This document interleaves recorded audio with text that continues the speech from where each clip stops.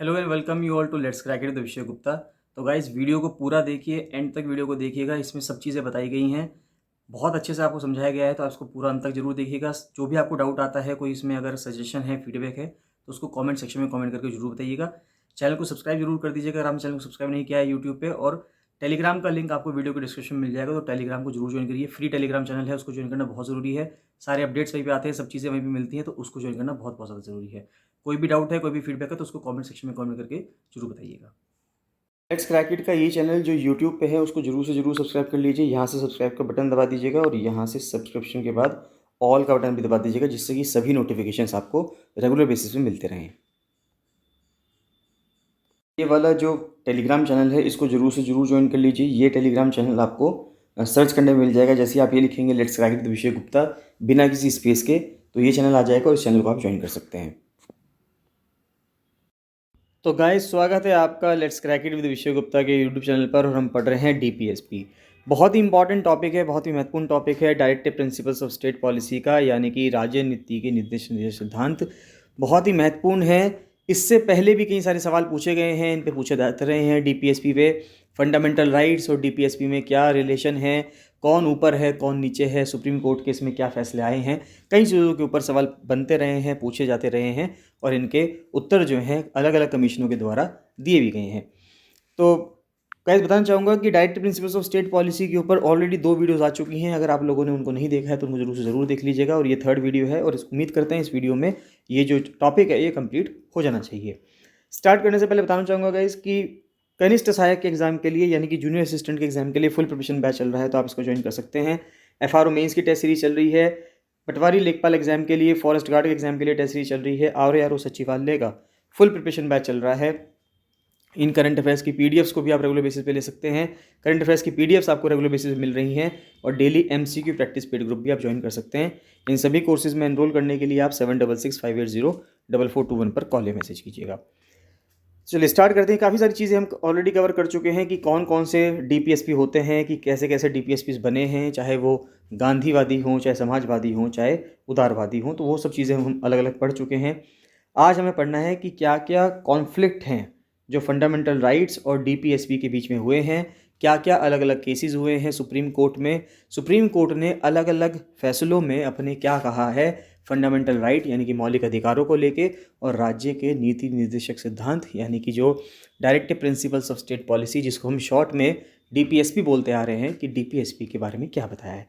तो सबसे पहला जो केस आता है वो आता है Champakam Dorairajan versus the State of Madras case 1951। तो 1951 में सबसे पहला केस होता है। भारत की आज़ादी को अभी 4 साल ही हुए थे, और भारत का जो संविधान था उसको लागू हुए 1 ही साल बीता था, कि 1951 में केस आता है सुप्रीम कोर्ट के अंदर चंपकम दोराईराजन और स्टेट ऑफ मद्रास का। तो इस केस में सुप्रीम कोर्ट ने ये कहा कि अगर कभी भी कॉन्फ्लिक्ट होता है फंडामेंटल राइट्स में और डायरेक्टिव प्रिंसिपल्स में, तो फंडामेंटल राइट्स की बात मानी जाएगी, फंडामेंटल राइट्स को ज़्यादा तवज्जो दी जाएगी। उन्होंने ये डिक्लेयर किया कि directive principles have to confirm to and run as subsidiary to the fundamental rights. तो ये कहा गया सुप्रीम कोर्ट के द्वारा कि डायरेक्टिव प्रिंसिपल्स सब्सिडरी हैं, यानी कि नीचे रहेंगे, एक तबका नीचे रहेंगे, एक तल नीचे रहेंगे, किससे? फंडामेंटल राइट से। It also held that the fundamental rights could be amended by the parliament by enacting constitutional amendment acts. और ये भी कहा गया कि फंडामेंटल राइट्स को पार्लियामेंट द्वारा तभी अमेंड किया जा सकता है, तभी उसमें कुछ संशोधन किया जा सकता है, जब वहाँ पर एक कॉन्स्टिट्यूशनल अमेंडमेंट यानी कि संविधान संशोधन बिल लाया जाएगा। उसी के बाद फंडामेंटल राइट्स में कुछ भी छेड़छाड़ की जा सकती है। उसके बाद 1967 में केस होता है गोलखनाथ केस 1967 का। पंजाब के खिलाफ ये केस होता है, स्टेट ऑफ पंजाब के खिलाफ। उसमें कहा गया सुप्रीम कोर्ट के द्वारा कि fundamental rights could not be amended by the parliament even for implementation of directive principles. बहुत ही महत्वपूर्ण बात कही गोलखनाथ केस में सुप्रीम कोर्ट ने। सुप्रीम कोर्ट का कहना यहाँ पे ये था कि फंडामेंटल राइट्स को आप डायरेक्टिव प्रिंसिपल से लागू करने की वजह से फंडामेंटल राइट्स को आप छेड़ नहीं सकते, फंडामेंटल राइट्स को आप क्या नहीं कर सकते, अमेंड नहीं कर सकते। It was contradictory to its own judgement in the Shankari Prasad case. इससे पहले ये अपने आप में कॉन्ट्रोडिक्टरी हो गया। सुप्रीम कोर्ट ने इससे पहले जो शंकरी प्रसाद केस हुआ था बीच में एक, उसमें तो ये कहा था कि अमेंड कर सकते हैं। बाद में गोलखनाथ केस में ये कहा गया कि अमेंड नहीं कर सकते फंडामेंटल राइट्स को, आप क्या करें। अब उसके बाद 1973 में केशवानंद भारती बनाम केरल राज्य का केस आता है।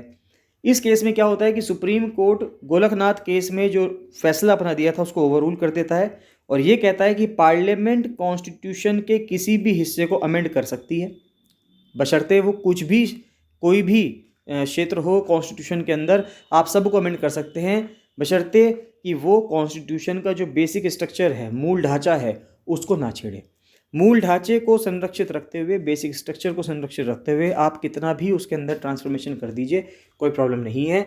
अब ये बेसिक स्ट्रक्चर की जो बात कही है ये संविधान के अंदर कहीं पे भी मेंशन नहीं है। सुप्रीम कोर्ट के द्वारा Keshavananda Bharati versus state of Kerala case के तहत एक जन्मी ये उत्पत्ति हुई है। ये उत्पत्ति जो जन्म हुई है वो बेसिक स्ट्रक्चर की इस केस के द्वारा हुई है। और बेसिक स्ट्रक्चर के अंदर क्या आएगा ये भी समय समय पे ही सुप्रीम कोर्ट ने अपने अपने अलग अलग फैसलों में बताया है। दस द राइट टू प्रॉपर्टी जो कि आर्टिकल 31 हुआ करता था उसको फंडामेंटल राइट से हटा दिया गया बाद में 1976 में, और 1976 में 42nd अमेंडमेंट के साथ इसको बाद में हटा दिया गया। फिर मिनर्वा मिल का केस होता है भारत सरकार के खिलाफ, यूनियन ऑफ इंडिया के खिलाफ 1980 में। इस केस में सुप्रीम कोर्ट ने कहा कि parliament can amend any part of the constitution. वापस से सुप्रीम कोर्ट ने इसमें यही दोहराया मिनर्वा मिल्स के केस में कि सुप्रीम कोर्ट ने कहा कि जो पार्लियामेंट है वो संविधान के किसी भी हिस्से को अमेंड कर सकती है, बशर्ते बेसिक स्ट्रक्चर में कोई भी छेड़खानी नहीं होनी चाहिए। अब देखते हैं कि डीपीएसपी का इम्प्लीमेंटेशन कैसे होता है। तो सबसे पहले लैंड रिफॉर्म्स में देखते हैं, भूमि सुधार जो लागू हुए उनमें किस तरह से डीपीएसपी को लागू किया गया। ऑलमोस्ट जितने भी स्टेट्स थे have passed land reform laws.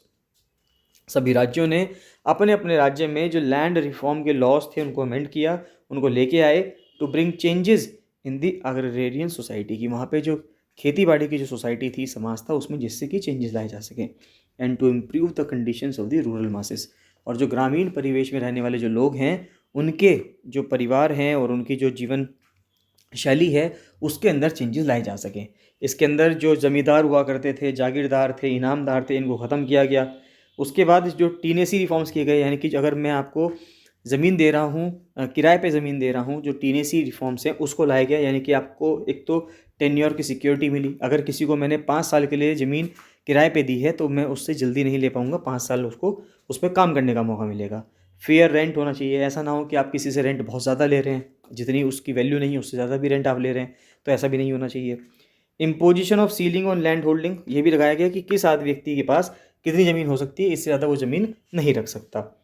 Distribution of surplus land among landless labourers, कि जो सरप्लस लैंड थी यानी किसी व्यक्ति के पास अगर ज़रूरत से अधिक ज़मीन है तो उसकी ज़मीन उसके पास से लेकर किसी और व्यक्ति के पास डिस्ट्रीब्यूट कर दी जाएगी जिसके पास ज़मीन नहीं थी।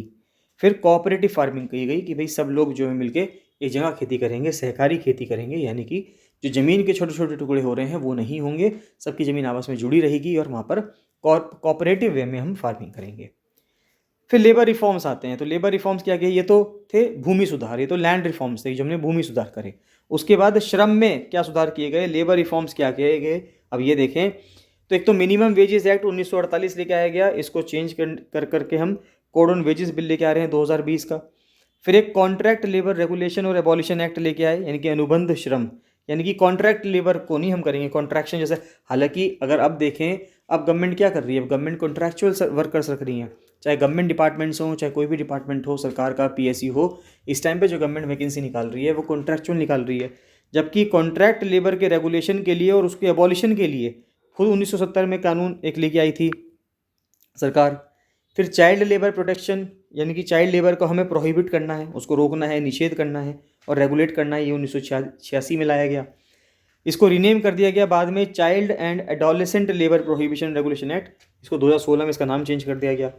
फिर बॉन्डेड लेबर, यानी कि बंधुआ मजदूर का जो सिस्टम था उसको ख़त्म करने के लिए एक्ट लाया गया 1976 में। फिर MMDR एक्ट लाया गया, mines and minerals development and regulation act 1957 में। फिर मैटरनिटी बेनिफिट एक्ट लाया गया कि जो महिलाएं हैं जो अलग अलग संगठनों में काम कर रही हैं, अनुष्ठानों में काम कर रही हैं, कि वहाँ पर उनको क्या अधिकार है, जब वो माँ बनने वाली होती हैं तो उनको कितनी छुट्टियाँ मिलनी चाहिए, क्या मैटरनिटी का बेनिफिट मिलना चाहिए उनको, तो उसके ऊपर कानून लाए गए। तो मैटरनिटी बेनिफिट एक्ट 1961 और इक्वल रेम्यूनरेशन एक्ट 1976 लाया गया कि इक्वल रेम्यूनरेशन होना चाहिए। ऐसा ना हो कि समान पोस्ट पे होते हुए पुरुष को तो ज़्यादा सैलरी मिले लेकिन महिला को कम सैलरी मिले, तो ये नहीं होना चाहिए। तो यहाँ पर इक्वल रेम्यूनरेशन एक्ट 1976 लाया गया। उसके बाद आता है पंचायती राज सिस्टम की। पंचायती राज सिस्टम में क्या किया गया, तो 73वां संविधान संशोधन किया गया 1992 में, और गवर्नमेंट ने जो आर्टिकल 40 के तहत बात कही गई थी कि विलेज पंचायत को ऑर्गेनाइज करना है, गांधीवादी एक प्रिंसिपल हुआ करता था, सिद्धांत हुआ करता था आर्टिकल 40 का डीपीएसपी का, तो उसको लागू किया गया 72वें संविधान संशोधन से, 73वें संविधान संशोधन 1992 से। फिर 3 टायर पंचायती राज सिस्टम जो है उसको इंट्रोड्यूस किया गया, गांव के लेवल पे, ब्लॉक के लेवल पे और डिस्ट्रिक्ट लेवल पे। फिर कॉटेज इंडस्ट्रीज़, मैंने आपको बताया था केवीआईसी के थ्रू खादी और विलेज इंडस्ट्रीज़ कमीशन, अगर आप लोगों ने पिछली वीडियो नहीं देखी है तो उसको प्लीज़ ज़रूर देखिए, उसमें ये सब चीज़ें पढ़ाई गई हैं। तो कॉटेज इंडस्ट्रीज़ जो कि आर्टिकल 43 कहता है कि प्रमोट करनी चाहिए, तो भारत में विलेज इंडस्ट्रीज़ बोर्ड बनाई गई, khadi and village industries commission KVIC बनाया गया, ऑल इंडिया हैंडीक्राफ्ट बोर्ड बनाया गया, सिल्क बोर्ड बनाया, कोयर बोर्ड बनाया। कोयर क्या होता है, जो अगर आप नारियल देखते हैं, नारियल के ऊपर जब नारियल सूख जाता है तो उसके ऊपर जो ब्राउन, जो भूरा भूरा छिलका जो होता है, उसको जब उतारते हैं तो उसको हम कोयर बोलते हैं। तो which provide essential help to cottage industries, जिसकी वजह से जो कॉटेज इंडस्ट्रीज़ हैं उनको, यानी कि कुटीर उद्योग हैं, उनको बहुत ज़्यादा फ़ायदा मिलता है विपणन में, यानी कि मार्केटिंग में और फाइनेंस में। फिर एजुकेशन की बात करें, पढ़ाई शिक्षा के क्षेत्र में हमने क्या काम किया है, आर्टिकल 21A इम्प्लीमेंट किया है, बहुत इंपॉर्टेंट चीज़ है। Government has implemented provisions related to free and compulsory education as provided in article 45। तो आर्टिकल 45 में ये कहा गया है कि सभी बच्चों को फ्री एंड कंपलसरी एजुकेशन मिलनी चाहिए। तो उसके लिए 86वां संविधान संशोधन लाया गया, राइट टू एजुकेशन एक्ट 2009 भी लाया गया, एलिमेंट्री एजुकेशन को एक्सेप्ट किया गया। ये आर्टिकल 21A के तहत अपने आप में क्या है, ये एक फंडामेंटल राइट है कि 6 साल से लेकर 14 साल तक के बच्चे को, सबको, भारत में जितने भी बच्चे हैं सबको शिक्षा का अधिकार है। तो ये आर्टिकल 21A के तहत कहा भी गया। फिर रूरल एरिया डेवलपमेंट में क्या काम किया गया, यानी ग्रामीण क्षेत्र के विकास के लिए क्या काम किया। तो प्रोग्राम जैसे कि कम्युनिटी डेवलपमेंट प्रोग्राम, ये तो CDP अगर हम देखें, कम्युनिटी डेवलपमेंट प्रोग्राम 1952 में स्टार्ट हो गया था। फिर इंटीग्रेटेड रूरल डेवलपमेंट प्रोग्राम की एकीकृत करके ग्रामीण क्षेत्रों का हमें विकास करना है, 1978-79 में कहा गया। मनरेगा लाया गया, मनरेगा एक्ट 2006 में, इनको लॉन्च किया गया to raise the standard of living, जिससे कि हम स्टैंडर्ड ऑफ लिविंग को रेज कर सकें, पर्टिकुलरली इन रूरल एरियाज, ग्रामीण क्षेत्रों में। अभी हमने करंट अफेयर्स में कवर भी किया था आज सुबह कि मनरेगा के तहत एक पैनल भी बनाया गया है सरकार के द्वारा, जो ये पता करेगा कि मनरेगा ने क्या काम किया है ग्रामीण क्षेत्रों में गरीबी उन्मूलन के लिए, पॉवर्टी एलिवेशन के लिए, जिससे कि गरीब लोग, जो गरीबी है लोगों में, वो ख़त्म हो सके, ग्रामीण क्षेत्र के जो लोग हैं वो काफ़ी ऊपर उठ सकें। तो उसके लिए मनरेगा ने क्या हेल्प करी है, उसके ऊपर एक कमीशन भी लगाया गया है, एज स्टेटेड इन आर्टिकल 47।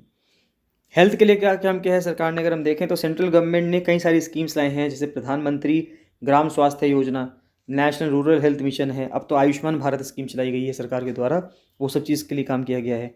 पर्यावरण के लिए सरकार ने बहुत बढ़ चढ़कर काम किया है, जैसे कि वाइल्ड लाइफ प्रोटेक्शन एक्ट 1972 लेके आए, फॉरेस्ट कंजर्वेशन एक्ट 1980 ले आए, इन्वायरमेंट प्रोटेक्शन एक्ट 1986 लेके आए, ये कई सारे एक्ट लेके आए हैं। फिर वाटर और एयर पोल्यूशन कंट्रोल एक्ट 1981 वाला एक्ट है, ये इसको लेके आया गया है। एयर एक्ट है 1981 का। कई सारे एक्ट लाए गए हैं जिसकी वजह से काफ़ी ज़्यादा हेल्प मिली है पर्यावरणविदों को भी, कि उनका जो इनिशिएटिव है पर्यावरण के बचाव के लिए, उसको वैल्यू मिल रही है। नेक्स्ट आता है इस्टेब्लिशमेंट ऑफ द CPCB। अब देखिए CPCB की भी जो, अगर हम इस्टेब्लिशमेंट देखें, सेंट्रल पोल्यूशन कंट्रोल बोर्ड की इस्टेब्लिशमेंट देखें, बहुत ही महत्वपूर्ण इस्टेब्लिशमेंट है। सेंट्रल पोल्यूशन कंट्रोल बोर्ड बहुत महत्वपूर्ण रोल प्ले करता है, चाहे वो नदियों का पोल्यूशन को कंट्रोल करना हो, दिवाली के टाइम पे, और अगर हम सर्दियों के टाइम पे देखें तो जहाँ पर पटाखों के ऊपर बैनिंग की बात करें कि पटाखों को नहीं जलाना है, पोल्यूशन बहुत ज़्यादा हो रहा है, स्टबल बर्निंग यानी कि जो पराली जलाने की जो प्रथा चल रही है पंजाब हरियाणा में, उसको रोकना है, तो उसके प्रति CPCB बढ़ चढ़ कर काम करता है। फिर बात आती है हेरिटेज प्रिजर्वेशन की, कि हम हेरिटेज को, हमारी विरासत का संरक्षण किस प्रकार से कर रहे हैं। तो उसके लिए जो एंशियंट और हिस्टोरिकल मॉन्यूमेंट्स और archaeological sites and remains act 1958, इसको लाया गया, जिससे कि हम मॉन्यूमेंट्स को प्रोटेक्ट कर सकें। ये सभी चीज़ें अगर आप देखेंगे, ये सभी चीज़ें फंडामेंटल राइट्स में नहीं लिखी गई हैं।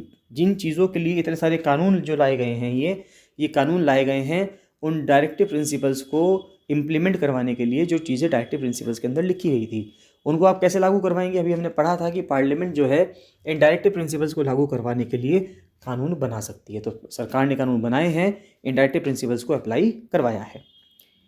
इम्प्लीमेंटेशन की बात करते हैं डीपीएसपी की, तो जैसे कि पॉलिसीज़ हैं, जैसे कि मनरेगा है, उसको अथॉरिटी मिलती है आर्टिकल 39A के तहत।